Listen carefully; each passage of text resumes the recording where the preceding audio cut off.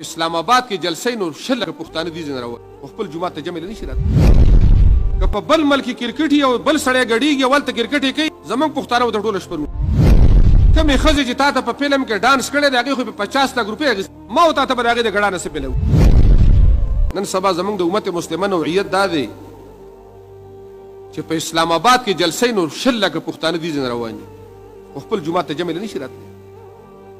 که په بل ملک کرکټ یو بل سړی غړیږي ولته کرکټ کوي زمونږ پښتانه به د ټولو شپرونه نه پکې پیدا شته نه پکې نقصان شته کمې ښځې چې تا ته په فلم کې ډانس کړی دی هغې خو په 50 لک روپۍ اخیستې دي ځان هم پې ورته غورځولی خو پیسې پې واغېستې په خپله ګډا باندې ما او تا ته به د هغې د ګډا نصیب مېلو شي چې زه ګورم او زه ورته وخت ضایع کوم نو قرآن ته کښېنئ د قرآن قاریانو ته کښېنئ علماو ته کښېنئ خپل بچي قرآن او سنت ته کښېنوئ د دنیا د دې حالاتو پته نه لګي چې په موږ او تاسو باندې کله مرګ دی په موږ دا معمولي غوندې علاقه ده هره ورځ موږ یو جنازه دوه جنازې کوو هره ورځ نو دا جنازې به زموږ او ستاسو هم کېږي الله رب العالمین د موږ او تاسو د غفلت او د ناراستیا نه وساتي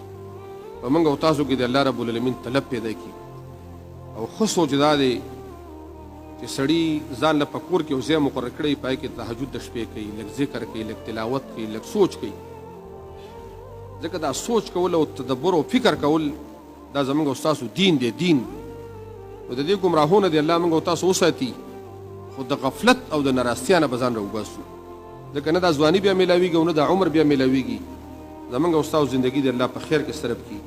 د بدعاتو شرکیاتو معصیاتو اختلافاتو نه د الله موږ وساتي